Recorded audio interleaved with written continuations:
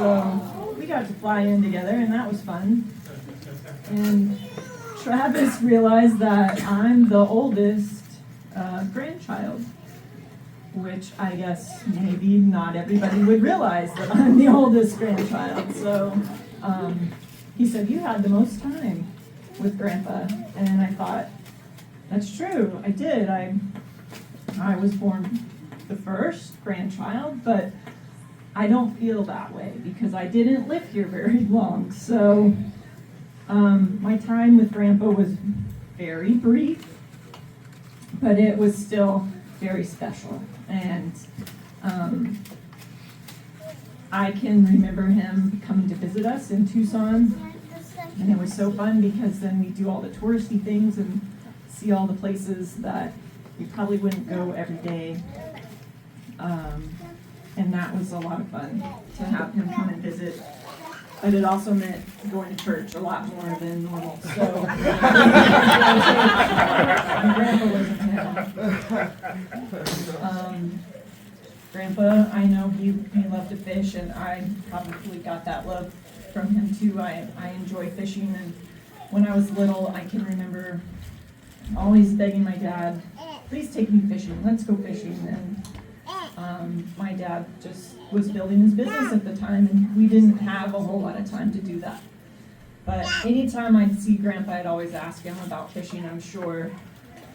The problem is I can't remember going fishing with Grandpa, and I don't know if that's just because I was too little. I'm sure we did, but I do remember he would always tell me to go get the bait first. So he would give me a can or some sort of bucket, and he'd say, "Go out to the horse pen and dig in the manure and find some worms."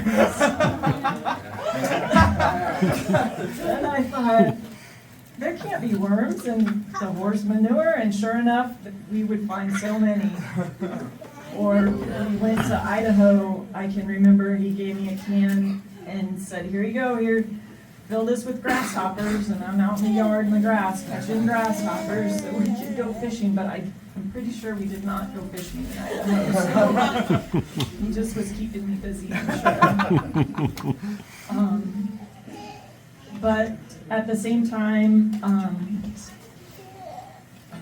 I enjoyed every minute of it, and I'm so glad that my kids got to meet him and have a relationship with him, even if it was very, very short. He scared me a little bit when we came to visit, and had his golf cart and driving the kids around on the quad. I rode with him one time, and I thought, "Goodness, please keep me safe, Lord, as we drive back to the farm. I don't want to fall in the mud." So he was always ready for an adventure, and wanted to make sure that I knew the Lord.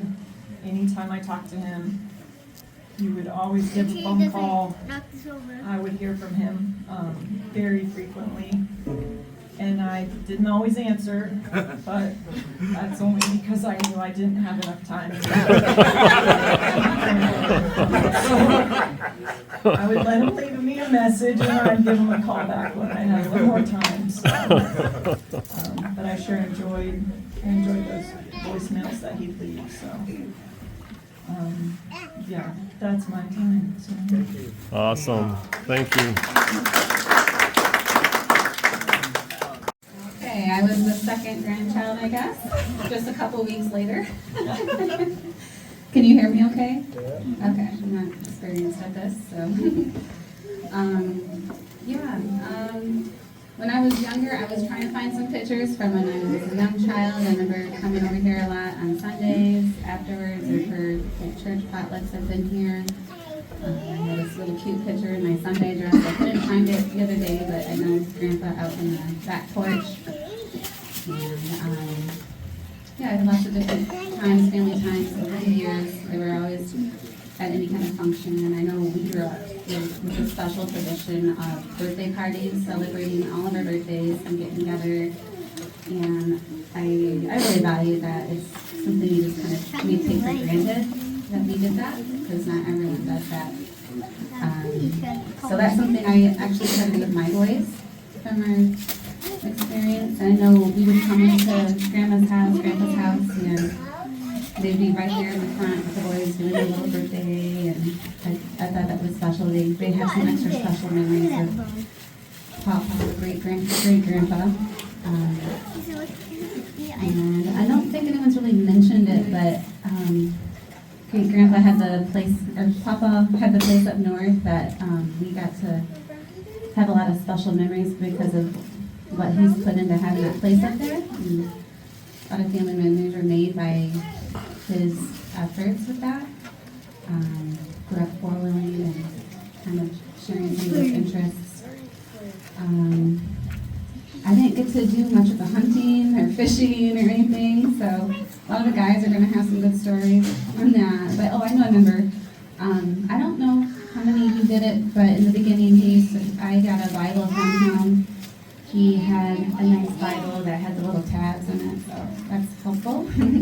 So I had like my name on it. A really nice Bible. So that was something I know he did at least then. So I had my nice Bible, and yeah, I just always appreciated if they were there. Anything we would have, anything going on, our graduation, our weddings, things like that. They're always there, and good humor, and dominoes. We had lots of mini domino games together, and a lot of games, different games over the years, life and different things. But I always appreciated him in my life. So I'm gonna pass the torch. I may not have all the funny stories that everybody else has, but my earliest memory of hearing the name Samuel Johnson was my dad going up to Michigan to go hunting, deer hunting when I was a kid. And that was, when I learned about what deer hunting was, and, thought that was pretty cool. My dad was doing that, and, years later, meeting, fall in love with his granddaughter, and so it's kind of neat.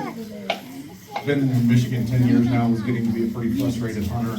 But here this past season, I got my first Michigan deer from Papa's stand. And I just was thinking, it occurred to me earlier that it was kind of a full circle moment, thinking about the memories of my dad growing up and hunting with him. And my dad passed a year and a half ago, and Chris and I were going through some old pictures, and I shouldn't have looked over at it because now I'm gonna cry.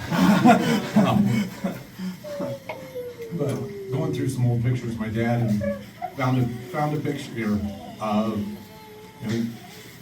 there were several people in it, but it was the hunting group, and there's Sam and my dad and her dad and Uncle John and others. Bill Bailey who married us and different ones, and so it was a special thing, and a man that in a roundabout way brought our families together. Mm-hmm. Yeah. Awesome. I don't know what to tell. I definitely dug a lot of worms out of that same pile of horse manure. I can say if you don't remember going out fishing with Grandpa, it's probably because you suppressed it. It was a hair-raising experience. I remember one time he took me to Portage Lake, and so I was standing on the pier, and he jumps in the boat, and it was his old pole star one. I don't know if it was the John boat or his old aluminum boat before the bass boat. So he pole started, but he had it in first gear already. So as soon as he yanked on it, that thing took off the ramp. He almost fell in the water, and I'm just like, whoa. Like when you're a little kid, you just kind of stand there awkwardly. So he got it shoved back in the water. It's like, well, whoops, and or the way he said, oopsie. And so, well, it turned out he ripped the propeller off the back of the boat. And so, Grandpa just knew where everything was somehow already. So he's like, oh, around the corner there's a marina over there. We'll just take the oars and he fished the propeller out of the water, but it was missing like a cotter pin. He's like, we'll just paddle over the marina. They'll have what we need, So we just paddle all the way across. Portage Lake's like the biggest lake in the county, all the way around to that. It took like an hour. We get there, he's in there talking to the guys. They didn't have what he needs, so, well, maybe it's still laying there at the pier. We can go back and get it. So we paddle all the way back. he's looking, we couldn't find it, and then he said, well, we came all, we might as well do some fishing, so we paddled all the way out. Cast like 2 times, and then paddled back and went home. And that was how it usually went until Grandpa was in a boat. I think Travis got a story like that too. So, I was wishing one of the kids would tell a story about, I think his name was Curtis Scott, that would do the meals at his camp. Mm-hmm. We were hearing that story. It was pretty awesome. Because he lived like across the street, right? He never came. Oh, no, he Dad always said he was gonna baptize. He lived in Ipsy, but Okay. he was in the army, and Yeah. and so he knew how to work. But he wasn't in church or anything. He just knew Grandpa and liked him. So Well, his wife came to our church. okay, yeah, But he was just a hard man. Yeah. And he would never let you get to him. yeah. Would not smile. He wouldn't smile, and he wouldn't do nothing. And he wouldn't let Dad ever get to him. Yeah. Well, that's what they told me because Grandpa tried to take him fishing. And he goes, Brother Johnson, if you take me by that water, you're going to try to baptize me. But he did, and yeah, didn't he? I remember being a history in the life. But he would take like a week off of work just to cook at Grandpa's camp. They didn't even come to church. Pretty awesome. There was this one other little thing I was trying to remember. Can't. So, yeah, a lot of memories. Oh yeah, one thing I don't know if we've talked about yet is Grandpa tended to accumulate a lot of stuff. I can remember growing up in the house there, we would just progressively fill up a barn, build a new barn, build a shed, fill up a shed, make another shed.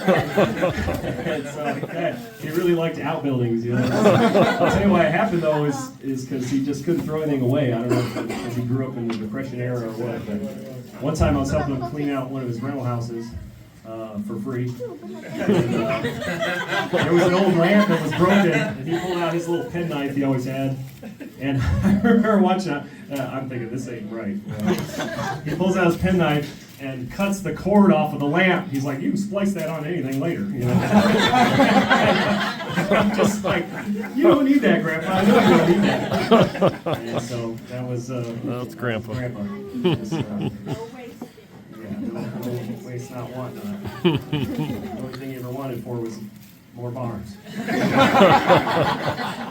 Parents met on campground, I know, and so Nathan and I are part of a legacy that Brother Sam left. You know, my parents came out of that, and they see the Michigan group and everything, and so, you know, we're a testimony of that, so just share that. Anthony? This might bring up some PTSD from many of the kids that like just after a grueling week of homeschool, finally have a little bit of freedom and you set out outside, head out into the old woods as we called it, and sometimes you just be walking a little too slow. And the old woods, you hear your name on the wind. You knew exactly what that was, and you turn around and Grandpa would be on the porch and he'd be waving to you. And you knew your free time for that Saturday was he would have a lot of chores for you to do, and he was very persuasive. You couldn't get out of either. No matter how much you tried to tell them you had other things to do, hoeing the garden that Saturday was going to be the most important thing you could do. And you think it was just the garden, but after the garden, there was the more grass. And many other things that just kind of popped into his head. That, hey, you were there, you were stuck. And working, and you kind of look over and see everybody else hiding in the woods. Just out you got caught that Saturday. You were there to work, and he would give you $1. It was always $1. It was 30 minutes of work or 8 hours of work. It was $1. You better like it. But yeah, he definitely instills a lot of hard work into us for sure, and yeah, it was just it was very special to be able to grow up close to Grandpa. He was a very special man. He did a lot for us and everybody else all across the world. So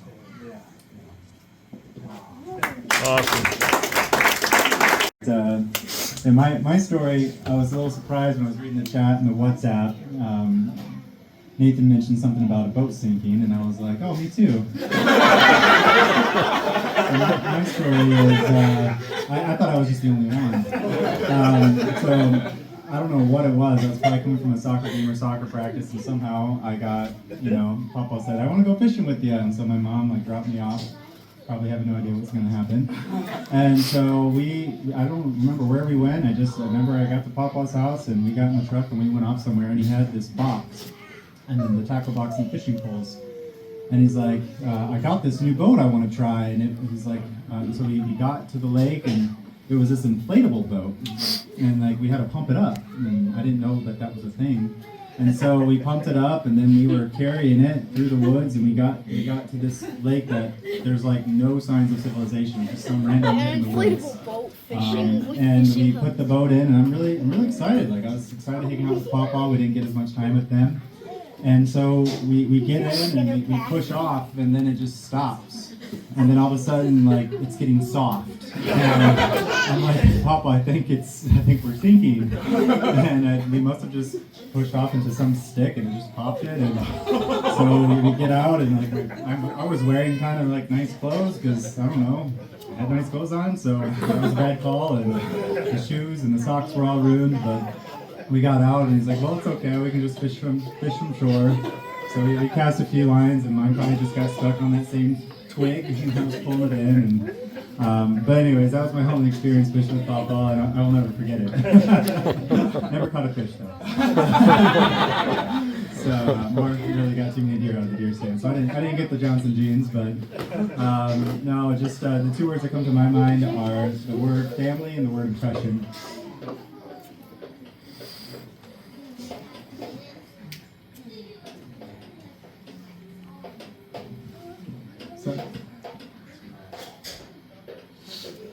But people just don't know what the word family means,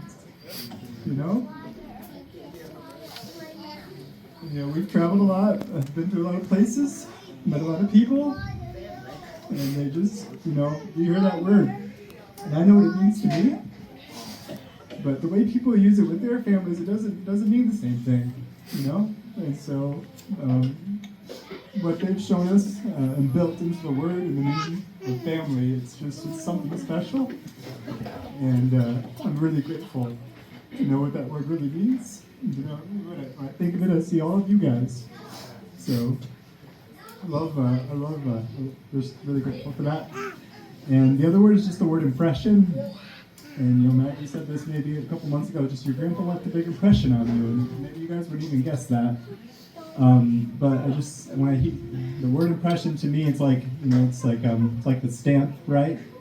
Back in the day, they'd have a little wax seal on the king would impress his signet on it, and that's how you knew it was a letter from the king. And there's even, just I think of the impression just leaving a shape into something else, and it's just there's an impression of our grandpa, Papa, on me, right? It's left a shape in me, and so it's when that thing's removed, that shape is still there, so he's left an impression on us, and he's left that impression on me, and so it might feel like that space is empty now, but the mark is left on us, and so just that word impression has been in my heart, so that's all I have to share.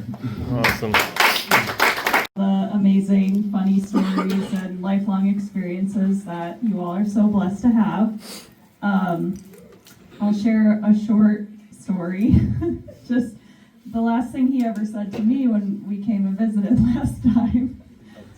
Okay, so we were leaving and he called me over. It's pretty impressive that he remembers everyone and their names and everything like that. So I always felt like, wow, he knows who I am, and that's pretty amazing at his age. And so he called me over, we were leaving, and he grabbed my arm and he said, "Don't get old." And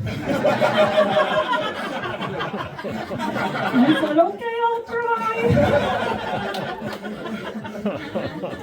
But yeah, just the only other thing I'll say that Travis kind of mentioned already is I feel very blessed to have married into this wonderful family, and just to see the impression that he has left.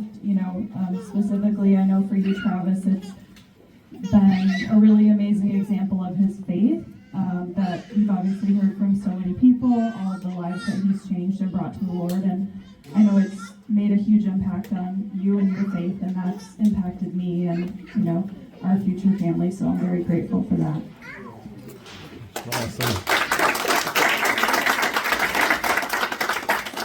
Well, I definitely didn't get Grandpa's ability to speak to other people, so you see me shaking like a leaf. Didn't get that from Grandpa. But definitely lots of memories growing up with Grandpa. And kind of along the lines Anthony was talking about, everyone knows that dreaded moment when Grandpa would call your name. He had something, but I was thinking, you know, it wouldn't have mattered, or I wouldn't have minded as much as it would have made sense to me the things he wanted to do. Because there was a few times, like there was one time I remember, I think he'd asked me to help him dig like this fence post or something. I was like, really? Grandpa, me? Like,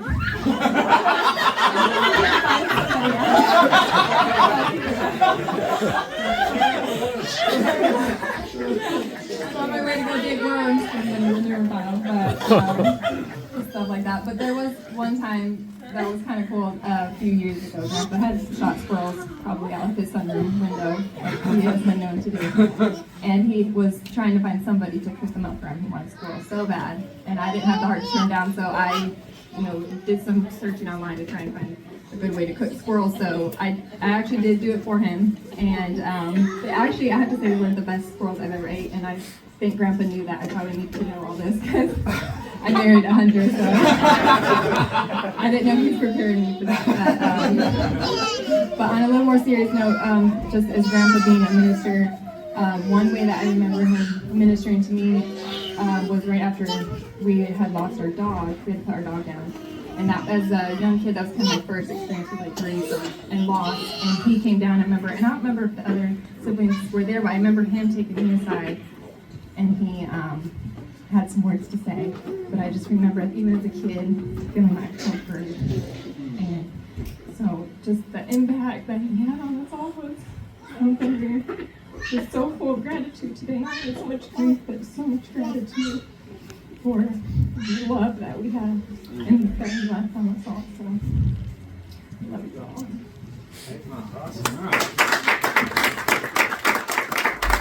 Story that must be told, because that was pretty funny actually. Because we had kind of talked about you know, fixing squirrels and things like that. I think we got them hungry or something, because we were sitting in the sunroom, and it was a little bit while later, and where the bird feeders were at by the flower garden there, it was a nice sunny day, and just, you know, it was in the fall. It was a real nice sunny day. We're just kind of visiting in the sunroom, and you know, kind of watching some birds, and you know, you see the wildlife out there by the feeders, and all of a sudden a squirrel just goes right over, and the tail is shaking, which is like usually a perfect headshot.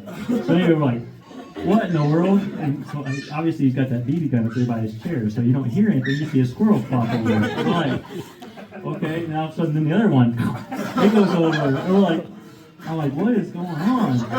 And well, it was about 15 minutes, and here he comes with his walker. Going out there, we can see him coming around to get it. And I'm like, my guy. You know? Yeah, he comes over, Laura, I got some supper. So it was actually pretty funny to watch. But I had a really special time with, I always call him Brother Samuel, you know, but was he up there last Memorial Day? Up north? Yeah, I'm sorry, up north, Memorial Day. We've been going up there obviously quite a few years now, and it's been real special. And like, you know, Lauren's like, she gets to see our kids live her childhood, all the wonderful memories up north and everything like that. And now as a family, enjoying the things that, you know, that he invested in, and, you know, just a special family time, right? And but last Memorial Day, we got to go up there with them. And I spent a day, and this is the first time I fell for I need you for 5 minutes. So I felt that one pretty hard. But I kind of realized pretty quick that this is going to be more than 5 minutes. But before I guess I'll tell this story too. So they basically, along Coates Highway there, up north, they cleared up, the road guys cleared some trees away from the road. So he was wanting some firewood. So we basically spent half a day, and I was real happy to do it. You know, it felt good. But so he got out. He just drove the truck with the trailer alongside the road, and I just started stacking firewood in the trailer. You know, I think we still got a pretty good sized pile here. So. But anyway, that was pretty fun. But a real special time with him because I got to go with him on the four-wheeler. Ethan and I got to ride around with him with the four-wheeler. He took us kind of through the trails, and he showed us his tree stand. He showed us some trees that he had planted, and he just kind of gave us a tour. And I could just see the passion and love of up north through him. And obviously, we all love going up there and everything, but to see it, how he enjoyed it, and how he loved it, and that was, to me, it was real special. And he showed us a few, you know, kind of some really cool areas where there's an aquifer. It kind of comes above the ground and kind of pitches down by the farm and stuff like that. So that was, I always hold that. Really, it means a lot to me to be able to experience that through his eyes and just to see his passion for the woods and the deer, and he just knew exactly what them deer were doing that time of year, and just he could read the woods. And I was amazed because I mean I got a degree a little bit, you know, in wildlife and things like that. So just to see him, all his life experiences taught him all those things. You know, nobody probably told it to him. He just you know, he learned it over the years and got to see that wisdom and that knowledge of just, you know, whatever he did very well. So I just thought that was real cool. But that little experience of, you know, having Ethan, and he had Ethan, we're collecting, you know, we're kind of clearing some sticks and stuff and off the trail, and that was real cool. I always remember that. It was real special to have that. So, and Ethan did ride on the floor with him. Ethan rode on the floor with him, and that did make me a little nervous. It was pretty cool. But he talked me into going with us. I think he's going to let him drive, maybe. But he's going to need all the help he could get. So. But anyway, but also I appreciate the family. I don't always take time to tell everybody, but the Johnson family is just in my eyes, one of the greatest families there are. So love you guys. And one thing today from the funeral, listen to everybody's stories. Everybody's, you know, I got to see a little more perspective into the family a little bit, and it's just beautiful. But one thing Lauren and I were talking on the way over here from the burial there was, I don't want to take any day for granted. You know, like he's talking about, saying we just wake up with a mission and accomplish something, and life is so short. So I was like, you know, I'm just inspired today to, you know, to wake up every day with a purpose, you know. And so today as a minister, I'm just so inspired by the family, everybody. And I love you all very much. And I don't tell you often, I really love you all very much. Thank you.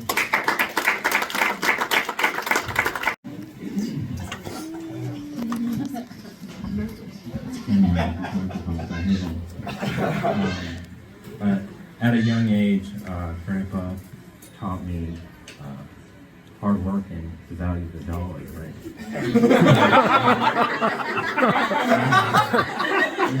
He was a great teacher. I don't think anybody could make $3 an hour sound better than he did. So I'd say no, this would be, you know, turning away my birthright. Anthony, you got gypped. Sorry, only $1. But I found out very quick that it will only take 2 hours. It never meant it will only take 2 hours. Generally, it's like sun's down, but you're still toiling away.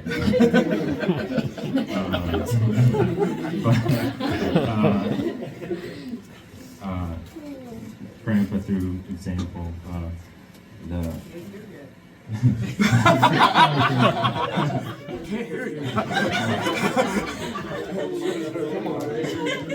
through everything, give prayer and supplication to the Lord.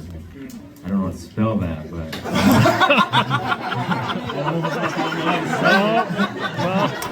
oh yeah, use a different word. But it's like chainsaw wasn't working, lawnmower wasn't working. He was taking that up before the Lord. And there's a lot of prayer and supplication on the bush hog. I think he could only call on the Lord because he called on Paul. More than likely, he was on Baker Road. And then when his time moved in. Something broke down. It's like, thank you, Jesus.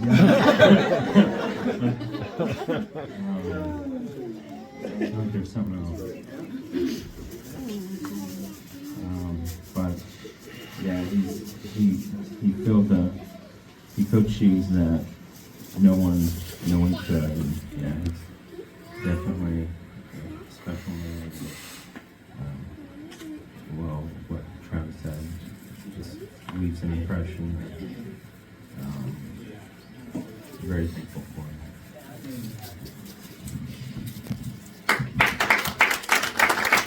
Back up Troy and Lauren's story.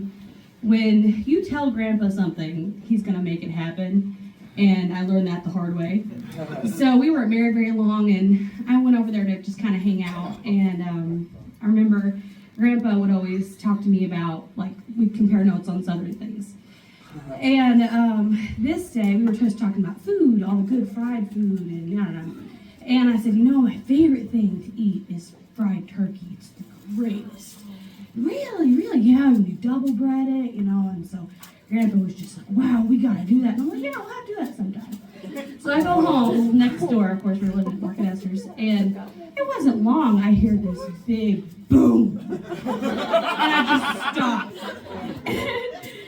No, he wouldn't have done that. No, because we were just like, what brought it up actually is there was a turkey outside. We were looking at turkey. Man, I love fried turkey. What turkey? That's a 15 ribs. Go home, hear that loud boom, and I'm like, no way, he would not have done that. I get a text from Mark. Everyone, Grandpa shot a turkey. No one be alarmed. If the cops come, no one knows what happened. Well, then Grandpa calls me, and I'm like, oh no. And he says, I got you that turkey. You gotta come over and clean it. Clean that thing. I don't know what to do. Anyway, yeah, so I learned that also. You had to be careful what you said, because that was just obviously what everyone said. It was instilled in him that let's get it done, you know? Turkey, let's eat it. It's right there. But I do have to say, just on the outside looking in, just to back up what Troy said, the Johnson family is a really special family. And, sorry.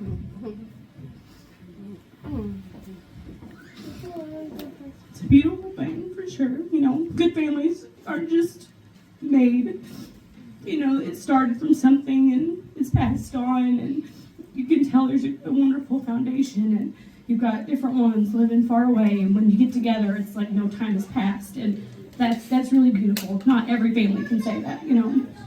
So I'm thankful to be a small part, and that was another thing about Grandpa and Grandma that I love, is being an outsider, kind of coming in, you know. They always made you feel a part and welcome, and I love you, and I'm glad you're part of the family, and, you know, not everybody has that, so very, very precious. And I also loved hearing everyone's stories about his life, and it's like I just came into his life at the end, you know, so it's been really special to hear a bit of the beginning. So anyway, I love you all.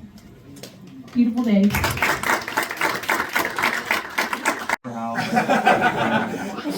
He did catch me one time in the basement at Maudie.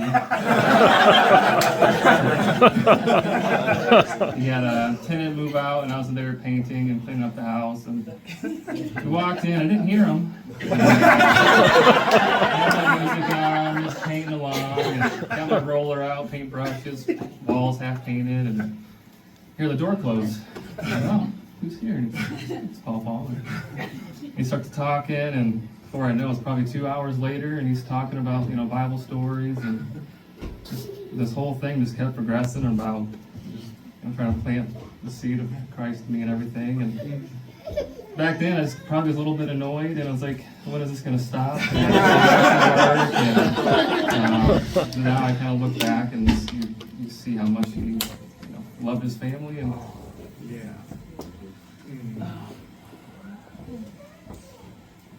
yeah, these kind of, you know, look at it differently. Another time, he had an old car. I think it was a Thunderbird or something. I remember seeing it in his garage, and we were just looking at it, he's talking about it, and he asked if I wanted to take it on a drive, and I was like, well, Yeah, why would I not? So I remember going on the highway with him, and we were just cruising along, and it felt like you were driving a boat. You turn left, you're not turning left, you turn more left, so that was probably the cool memory that I'll probably never drive a car like that. I always remember hearing about, like how Brandon and him.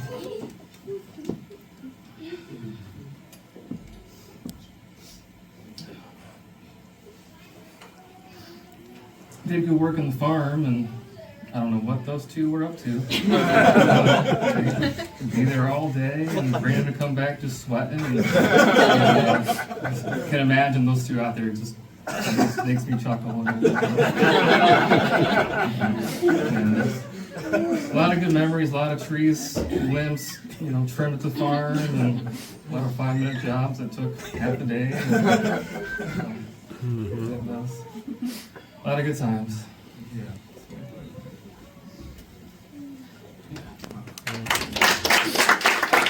I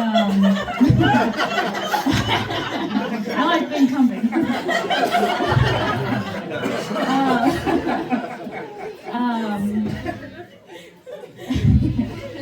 don't want to cry.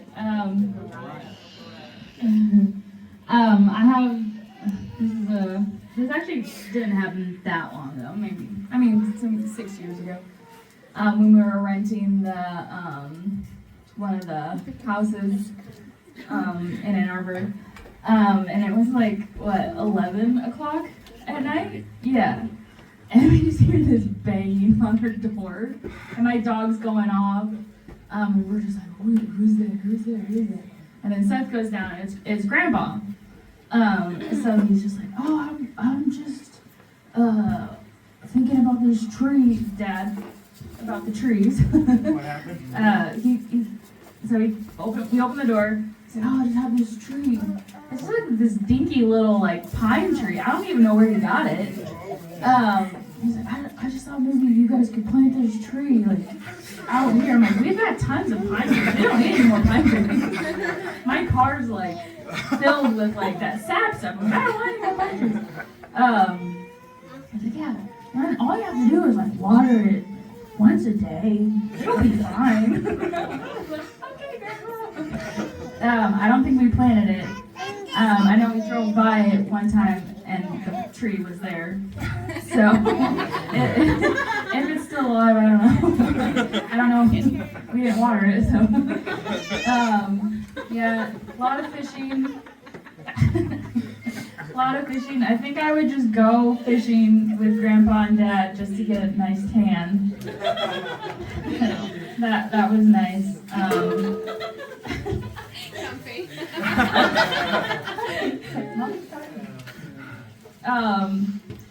Yeah, fishing. One thing that was kind of a little annoying. I always knew Grandpa was out fishing because my dog, whenever she got loose, she would find all the fish guts that he would just bury, in the garden. And then Luna would come and she'd be smelling all gross fish, and she's like, Grandpa, hi, just throw it away. But I'm sure he was doing that for the garden. Yeah, I'm just really blessed to be part of this family, and I'm really proud of that. Grandpa was my grandpa, and we're really gonna miss him.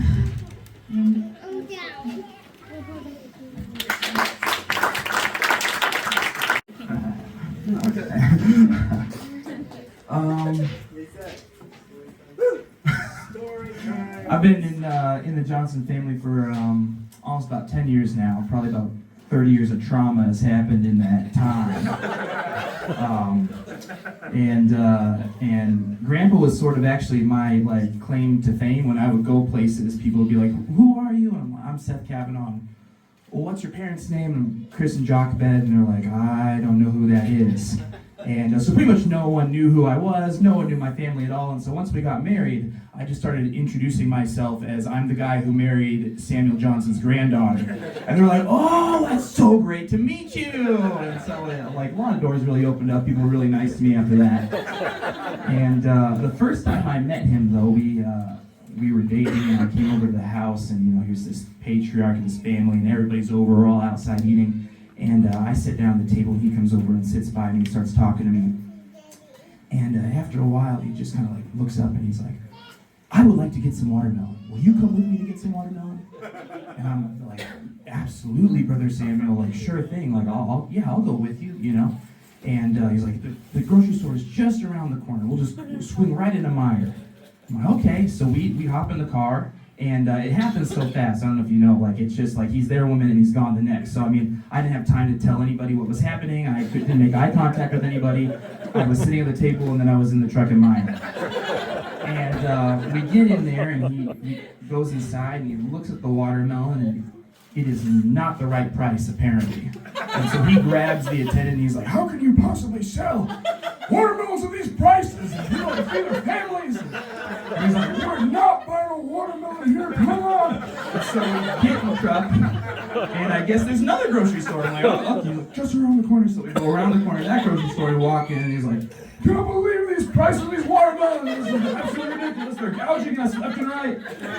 And so we go to another store. About 3 hours later, we come back to dinner, and everybody is wondering where we have been, and Mariah's furious, and how could you leave all day, and where have you gone? And he did buy a single personal-sized watermelon after the 3.5-hour escapade.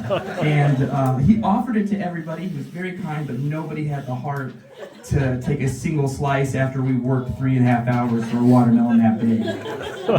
So that was like my first introduction to him, and I learned a lot in that 3.5 hours.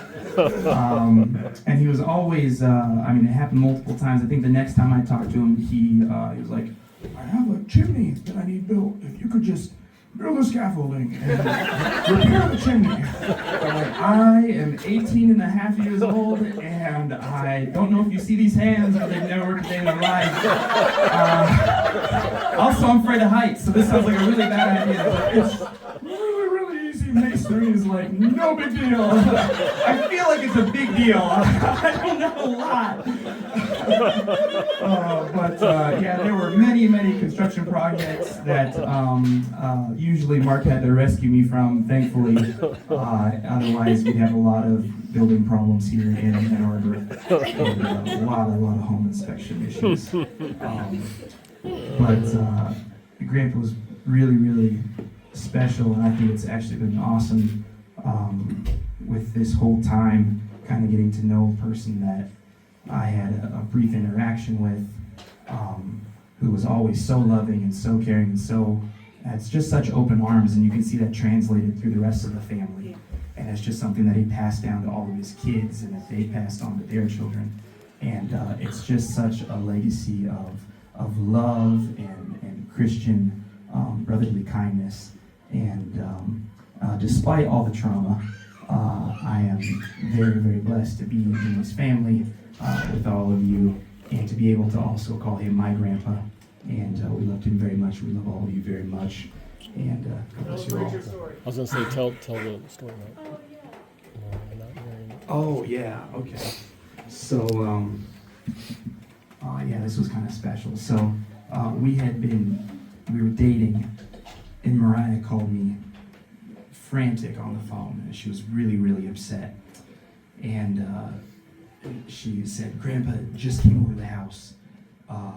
Don't know where it came from. I didn't hear it, but the door closed and he was there. And, and he told me that we can't be together. And I was like, well, why? Like, what did I do? Was it the watermelon thing? Like,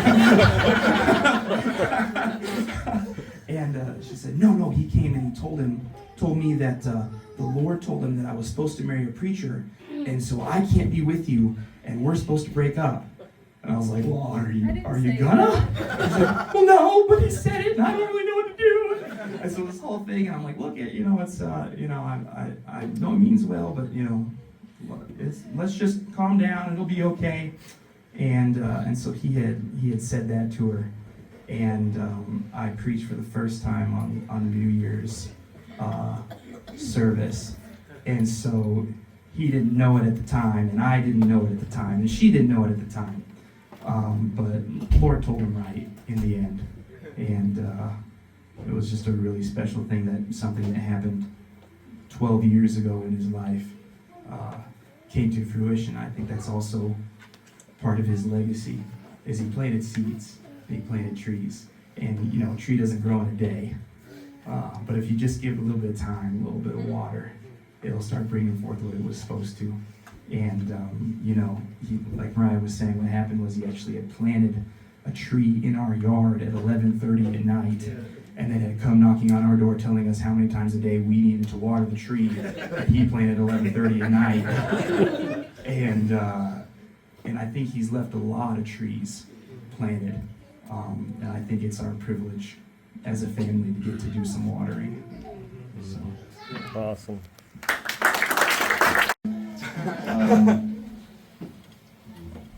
I was trying to debate which ones to tell. There's a lot. I think the ones that stick the most for me are, I mean, there's countless times, like everyone said, is all the cousins would be out playing, and then I don't think Grandpa knew the word play, really, so all he saw was free work. So the thing is it was kind of like, you know, how they say, if you're with a group of people and a bear charges, you just need to be faster than the other one. If there was enough of you, you had to give someone up.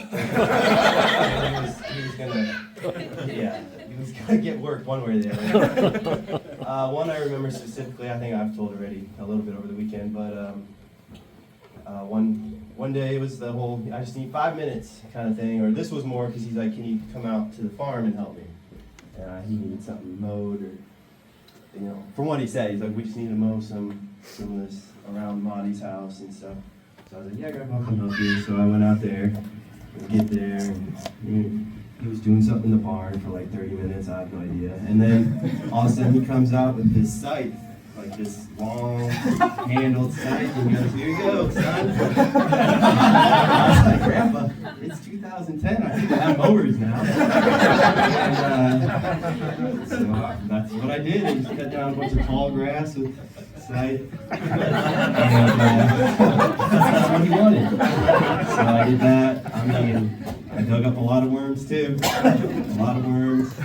I went on a went fishing with him, I think it was 4 Mile Lake, and this was after all the Nathan stories and other people's about fishing with Grandpa, so I was a little nervous, but I don't know, it must have been your guys' fault, because we caught a lot of fish.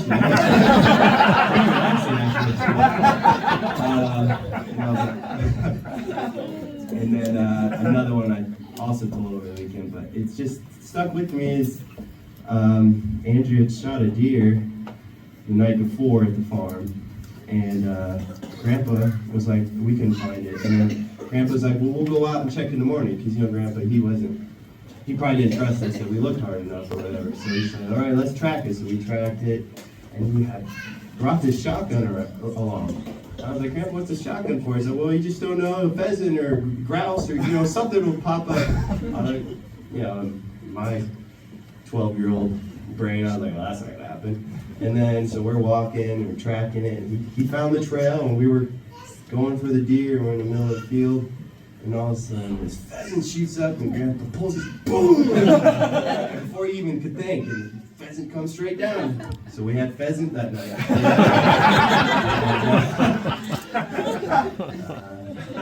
Yeah, man, there's a lot of good memories, a lot of, you know, I always valued the time that we had dinner, you know, hearing him say grace, or, you know, he said he knew how to speak Spanish, but the only word I ever heard him say was delicioso. I'm not sure, I'm pretty sure that's not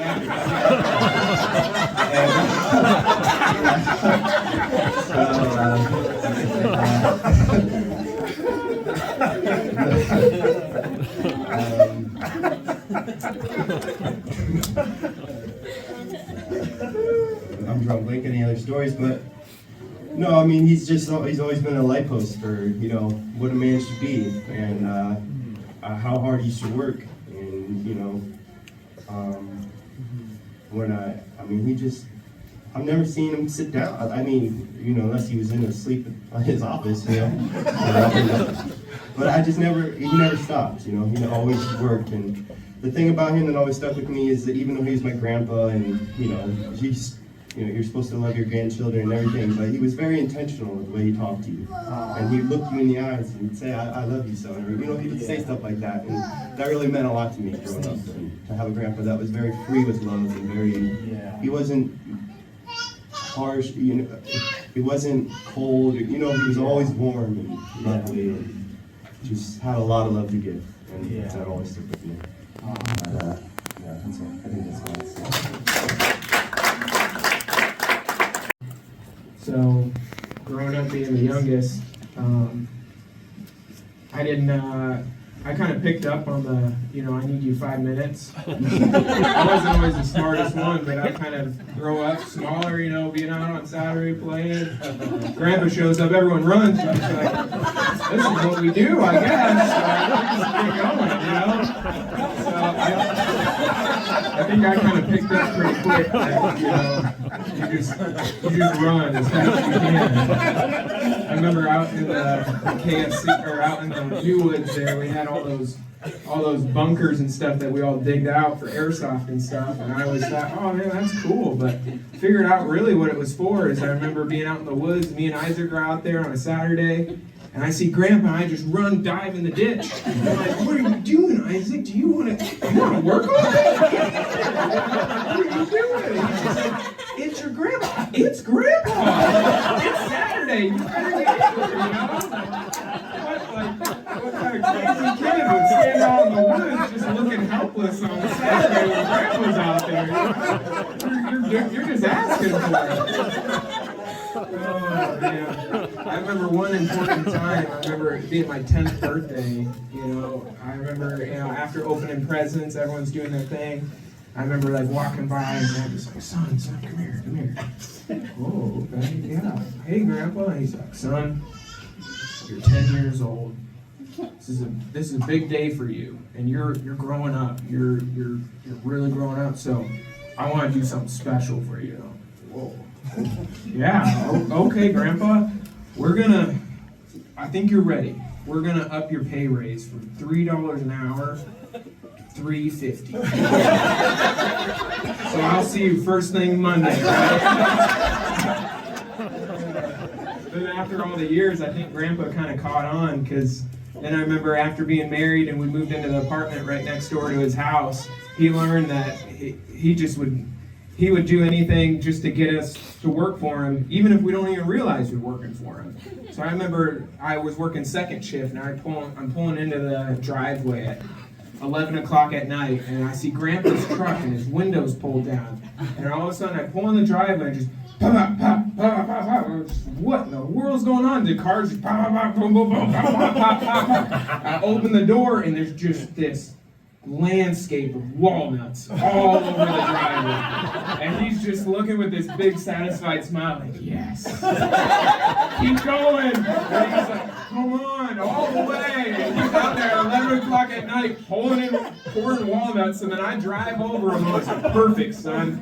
I think you popped at least half of them, so you just got to go back and forth a couple more times, and then we can pick up all the nuts. I got to work again tomorrow, Grandpa. He's like, it'll only take 5 minutes. I don't even know what time I probably got to bed that night.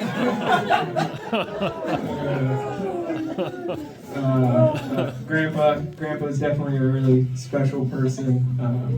After one of the nights in the hospital, we were talking to Seth and Mariah.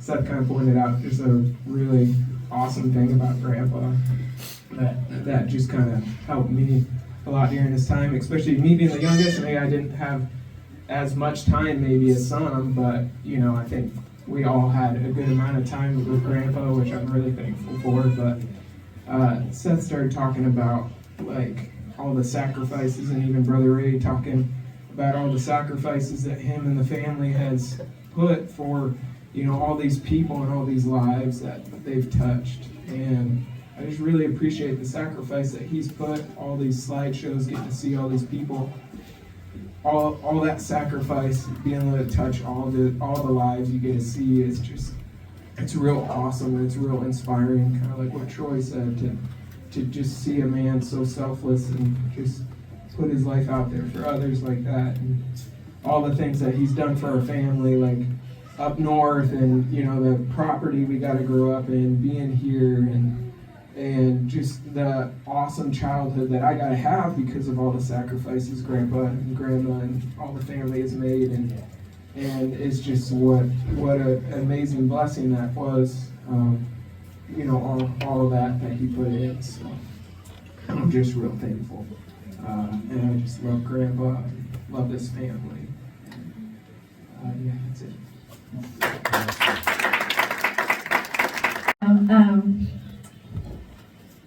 I was thinking about when they were living in the rental house below Martin and Seth, and whenever we were downstairs, we'd always go and hang out with Mariah and Seth upstairs and whatever. And we're just sitting in the living room, and we heard the banging, and we're like, And well, Grandpa found out that he had an arsenal of new people he could go and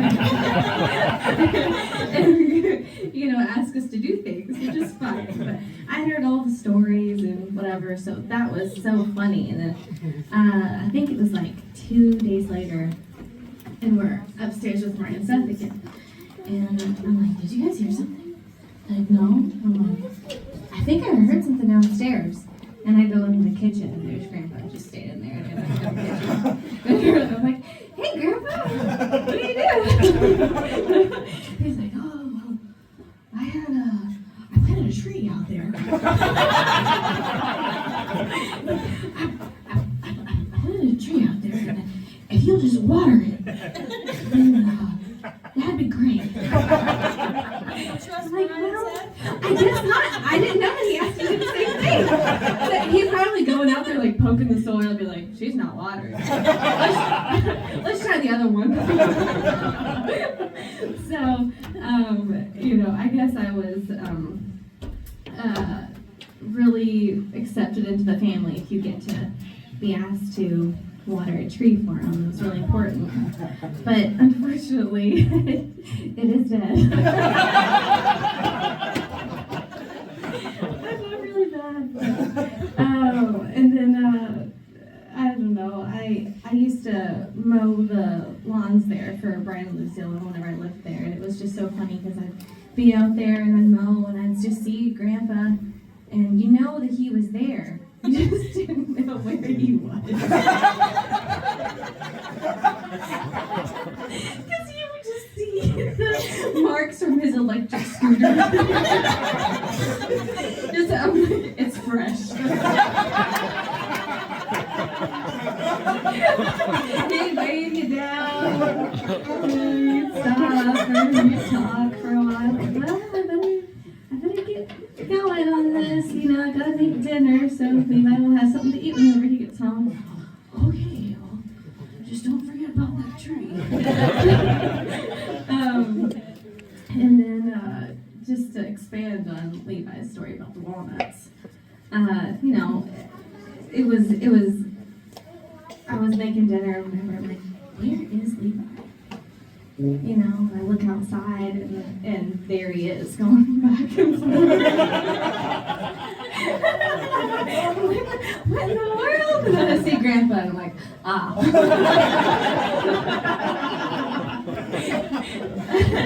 And then this is the last thing, but I was outside mowing and here comes Grandpa. And I'm like, hey Grandpa, what are you doing? And he's like, well, I was just thinking, all these leaves. Seth needs to build a fence. Seth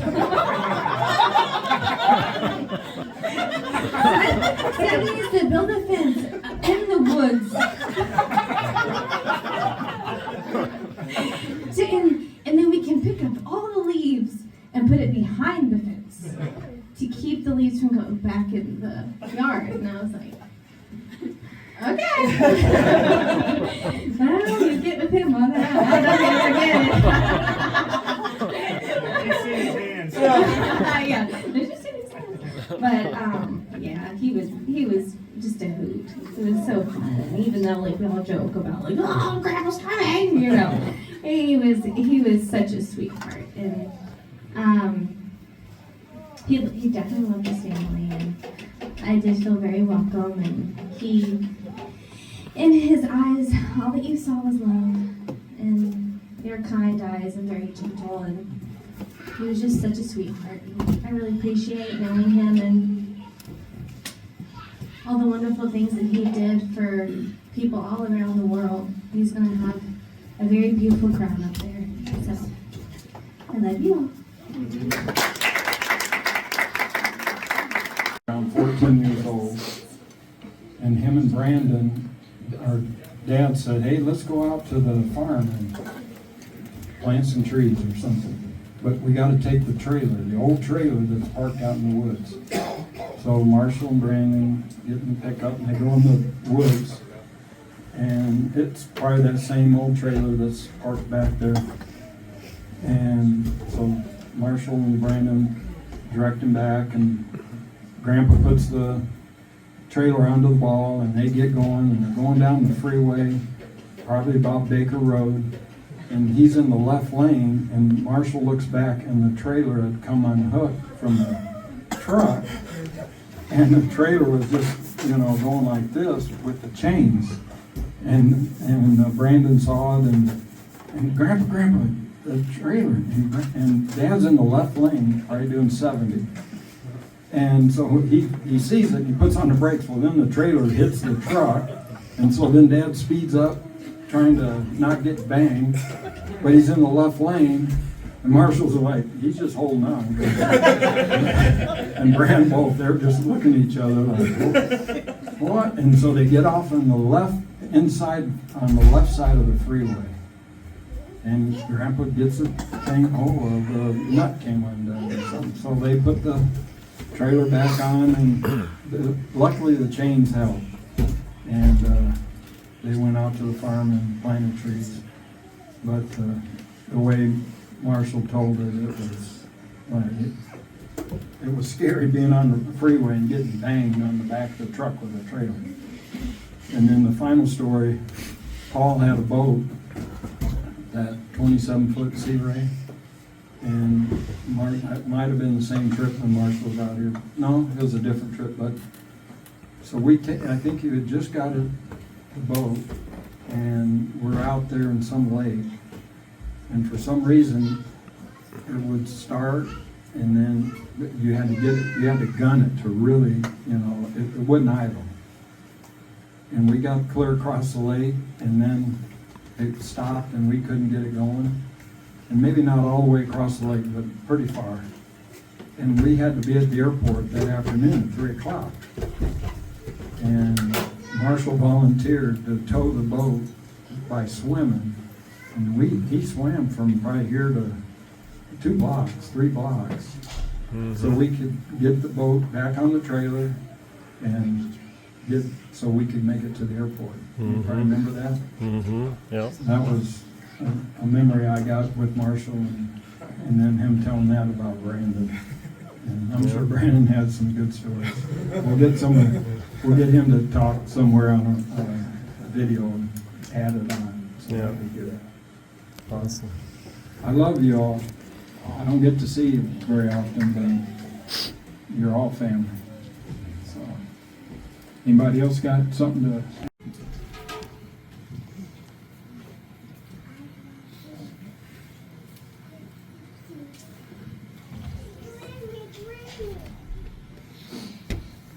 I think because Brandon was the oldest grandson, that him and Dad had a special connection. And I can tell you, as much as you grandkids have worked, Brandon has saved you. I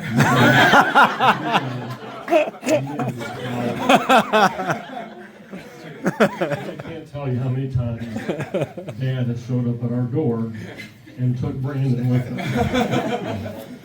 And he never minded. He loved my dad, and they just, I don't know why, but they just had a special bond. And I don't think he wanted to be around because I think he just realized he would not be able to make it through the services. So he said, well, you come now. So she went, and that's why she's not here. She went to get him, but he probably changed his mind. But they just really were close. And even at the hospital when he was sick, I've heard him say a couple different times, like, Brandon loves me. He's the only one that calls me. And Brandon called me a lot. And they would just talk, and it was just special to see him, you know. And then one time at the hospital, he was kind of hallucinating and getting some medication for his infection. He was a little hallucinating, and I want to go home. Just please take me home. And he said, just call Brandon. He loves me. He will take me home. A couple times. And then right after that, he looked at the nurse and he said, my kids have never failed me. And they looked over at me and said, please take me home.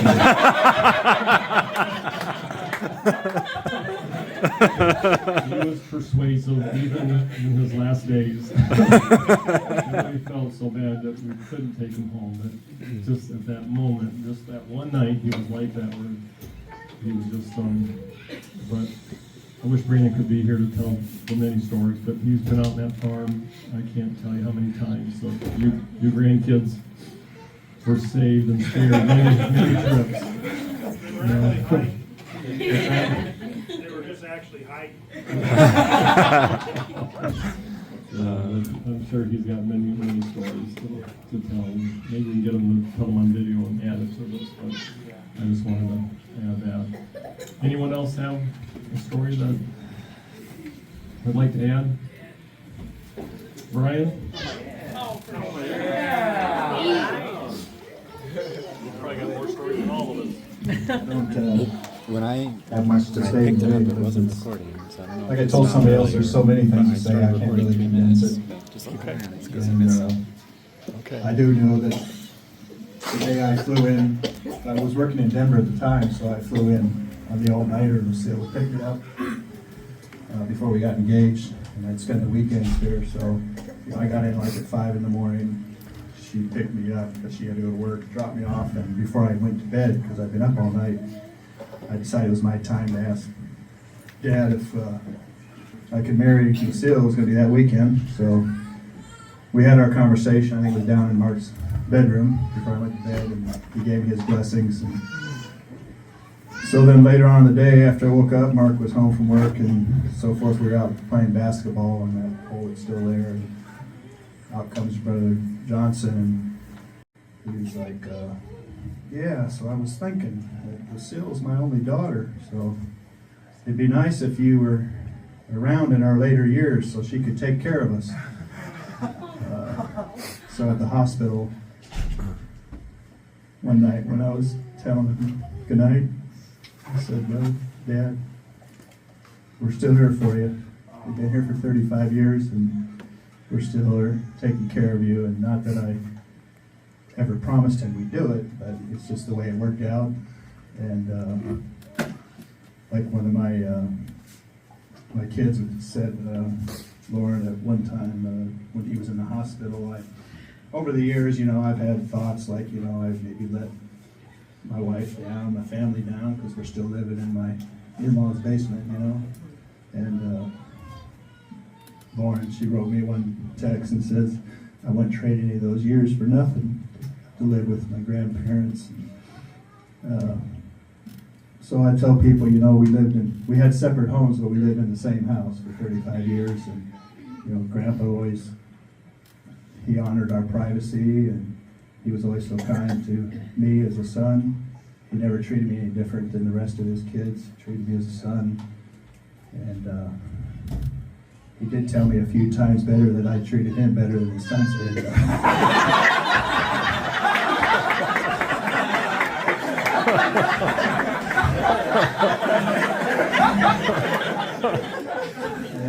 Was that right? Hey, Brian, was that right before he asked you to do something? There were those times. There's a lot of times like you grandsons, but trust me, I had my times, and I always tried to honor him and fulfill some of the things he wanted done. But there were times I said, you know, Dad, it's a pointless project. I don't know why we're did whatever it was, you know, like putting this stick here and moving it there or something. It's like, you know. But you know, even in the last few years, you know, he wanted a new tarp over those sheds. So I would tell him at that point in life, we kind of got to an understanding where I'll do it when I can do it and fit it in. You know, Grandpa, sometimes it was on his time. You know, I need to do this now. We did have an understanding in the later years that when I get a time to do it, and I think he trusted that I tried to get to most of them. So that was good. There was a time when it was snowing really hard out, and he was backing his truck for some reason back into the spot, and we had our old, well, that, you know, it was an old car, but it was in good shape, and I like to keep my cars in good shape. And so he decides he's going to get in his truck, and he backs it in, and he just rakes the whole side of my Honda, takes the mirror out and everything else. You know, it didn't really bother me. I mean, I like nice things, but I'm like, you know, getting old, a little harder to see, and it was snowing and everything. So he comes to me about a day later and says, "Oh, I'm so sorry." He said, "You know, I messed up your car and all this." He says, "Here's $50.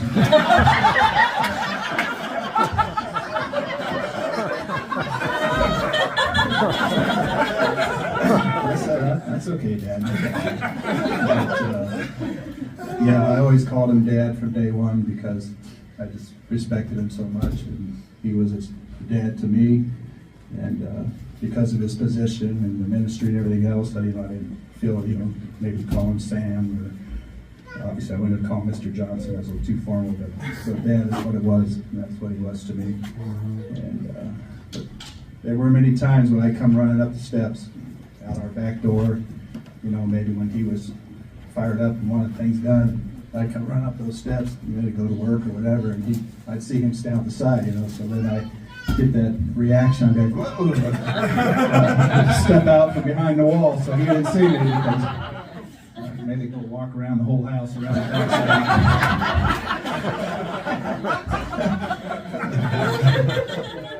But yeah, because we, in the years, even when the kids were home, we ate a lot of meals together, and I would ask him to tell me so many stories about his experiences with Brother Branham, and you know, then me with my memory, I'd forget about him 2 years later, so then, you know, I'd ask him again, and now I still can't remember him, but, you know, it was just conversation, and he was just such a wonderful man. I'm going to miss Dad so much, and I'm just thankful for the many meals and everything that we shared together and the time, and I know that we're going to see him soon again, so that's the good thing about that.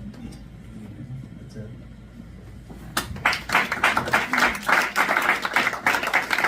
How, you know, we had all those special grandpa-grandson memories, and so Grandpa, of course, was quite an outdoorsman and loved to hunt.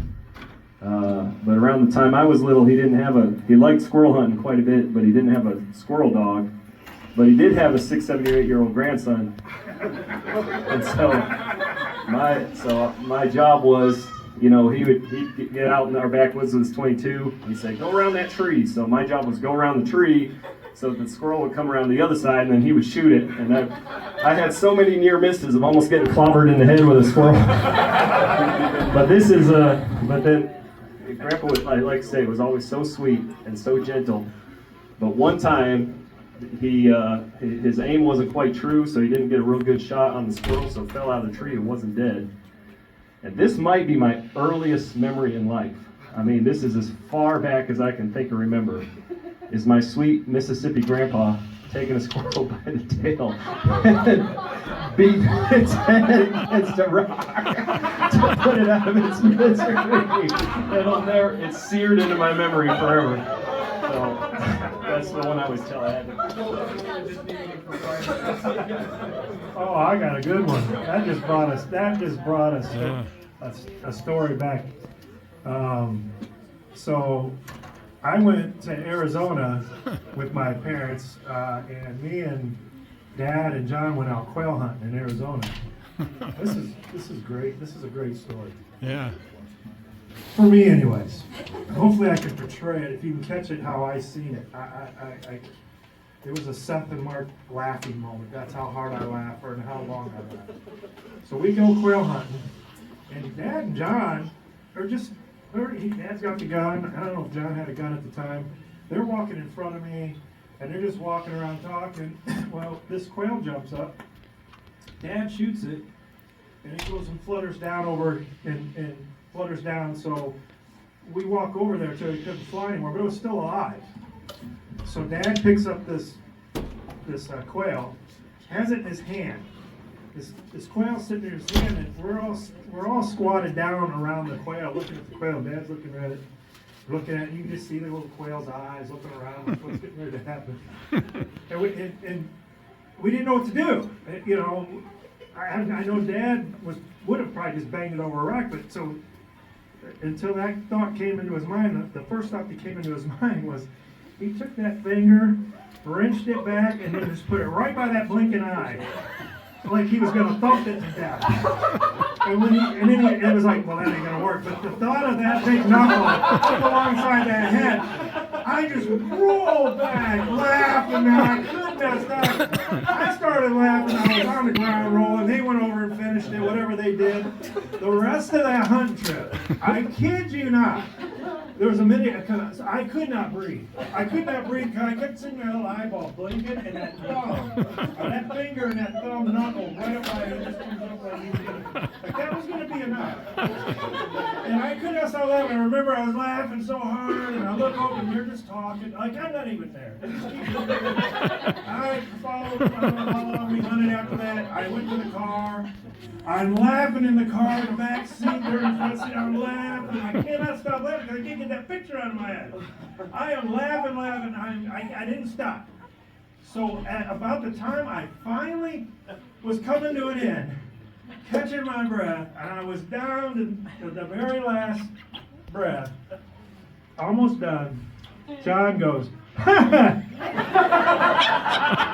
then it was all over. I was on the floor. He started rolling. He didn't laugh the whole time until then. Dad was driving, me and him, and all the way home, rolling laughing about it. And we were doing the finger. And I have mental pictures, and I can't get them out. If I see it or hear it, if I hear a noise, I can't stop hearing it. I'll laugh until it's over. But that was one of my... I had totally forgot about that story, but that was, you remember that, right? Oh, yeah. Yeah. All he had to do was go, and then I was over in the back seat, and that was a laugh for, it had to be an hour and a half solid where I could not breathe. It was the best. It was a Mark and Seth Me too. type of laughter. We were all laughing. That hard. Even Dad laughed. That reminds me, we're going to be here all night. Hope you got a lot of memory on those phones. But this story, because he was in on this. So we were up north camping with Dad in this trailer. So it was Mom, Dad, Mark, myself, and Brian. I think that was it, right? So we just got to bed, and Mom said, "Oh, I just remembered. Don't use the bathroom at the gas station down at the corner of 37 and 55. Well, why is that, Mom? Well, Sister Mead was in there, and she saw a peeping Tom looking over the door. And I'm like, well, that would cure him.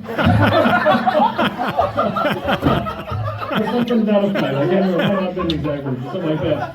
And Mark and Brian and I literally laughed for about 20 minutes. We were rolling off of our beds. And we just came to a complete quietness, and we're just like catching our breath for about, I'd say it was quiet for about 30 seconds. And then we heard Dad go, he had been laughing all the time, but he couldn't, he tried to hold it in after we got quiet, but just 30 seconds later, he was, and we roll on the floor for another 20, 30 minutes, but that was a great story. And I was thinking we should end this with Mom telling a story. What do you guys think? I have a story in mind that I'm going to try to remind her about the lawnmower. Oh, yeah.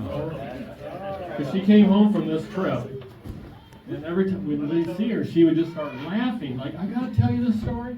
It was when her and Sister Smith, I think, were there.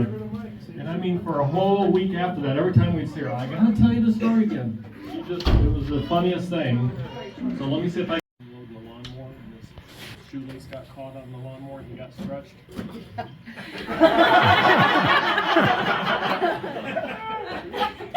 Put the mic up. Put the mic up to the well. Can you tell the story? Tell them the story because they haven't heard it. So tell how did it happen? I don't know what you're talking about because I can't hear from way down there. No, tell the story about Dad getting stretched by the lawnmower. How did it happen? I don't know. I guess we take turns. Well, he had a little time out from work and he says, I'll help you with the lawnmower. On the lawnmower. I said, are you glad they can help me take this mower from me? And I know to finish mowing the lawnmower, I was getting supper. I said, okay. He started pushing it fast enough. His little fat leg got caught in there. I had to wrestle with him to get him up. I was getting caught in the lawnmower too. I was looking at him. He says, what are you doing? I said, I'm watching you kicking the lawnmower. I said, I got a good movie out of you. That was about it. So I had to pull him out, drag the lawnmower with me. I had to call Mom out to help pull all of us. Oh, okay.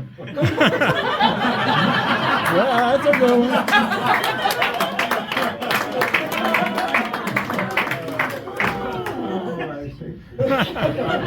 The one when the trailer tilted and Dad had, Well, that's the one when the trailer tilted and Dad had to hold the trailer from going off the end. Or the mower. The trailer tilted and the lawnmower rolled off and Dad's shoelace or pant got caught in it and he was And Sister stretched Smith out. and you. I don't remember. He's liable to do anything. He's so busy doing everything. He has to run and do this, do this, do this. That he ran too far to get caught. Oh my goodness. What about the story when he went out to get the honey from the bees and he came in there asking for help? We had a bee nest up to the top. Is that what you're talking about? The beehive out back. The beehive was out back behind the house. So he went out to he got all wrapped up to go get the honey out finally. And he was getting stung, and they got inside. He tried to get you to help him, and you went in the door in the house and locked the door. I didn't want him to run in the house with bees following him.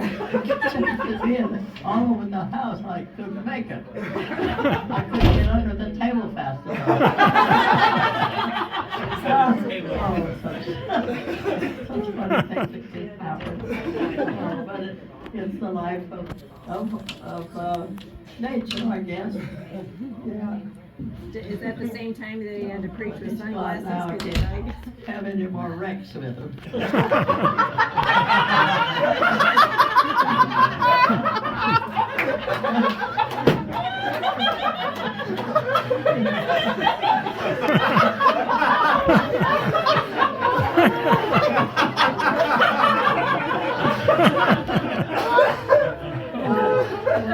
One Sunday morning it was, we were outside getting ready for church and right by the door, the garage door where you get in, there's a beehive in a bush right by the garage door. And so he said, we gotta get rid of them things. And so he sprayed them real good, and they come out of that bush real fast. They got a hold of me. I had to run in the house. Get out of the pain. I said, I'm too sore. I can't handle going to church with you. You just go on by yourself with the pain and all those don't cry. That's what happened. I couldn't cry in the church. No way. They say, what you crying about? Did Dak arrest you? And I said, no. So I said, I better stay home because I'm hurting with this beehive, bee stung. And I just went in the front room. I said, you go on and go to church and I'll stay here and cry. So I did.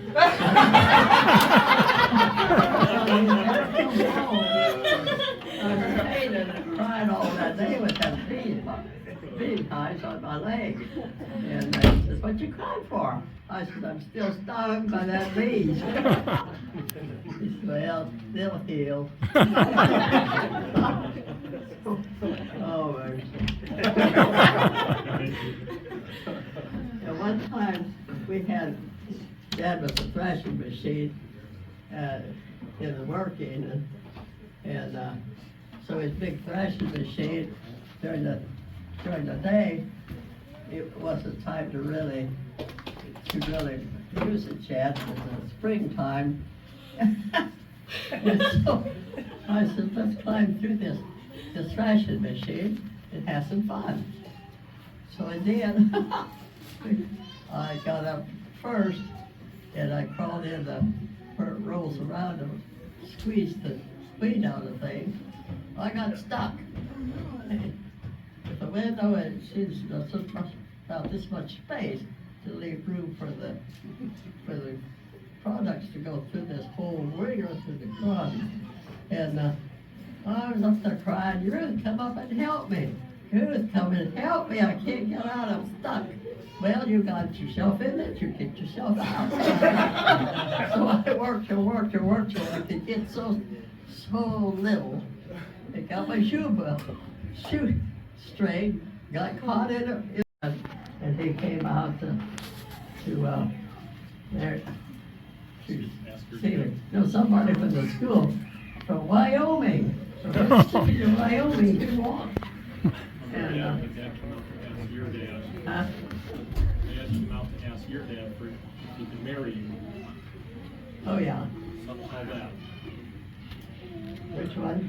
When Dad came out to ask your dad if he could have your hand. Oh, in school? He came to Twin Falls to ask your dad if he could marry you. Oh, that man? I don't know about that one. Dad came to Twin Falls to ask for your hand. Getting tired. Yeah. I've forgotten that one. Well, he asked your dad if he could have your hand, and your dad said, well, when you think about getting married, and he said, well, we're not in a real hurry. Oh, He says, they well, used to do that, yeah. He's trying to lose it because I worked in the field all the time with Dad, the horses, cows to milk, chickens to feed, eggs to gather, grass to mow. That was all my life, was just work. For about 10 years old on now. That's why you and Dad got along great. You tell what you know.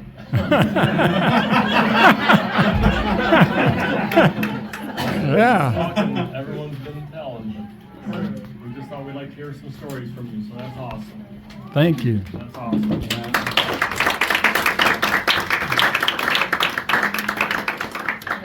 That's all I know. I'm getting older with gray. I'll be 99 years old this August. Yep. Woo! Yeah. Let's go. Woohoo! I hope to make it 100, at least, before I fall apart. Awesome. I think that's good. Thank you. Hey, Lucille, what's your birthday? August 20. 21st. All right.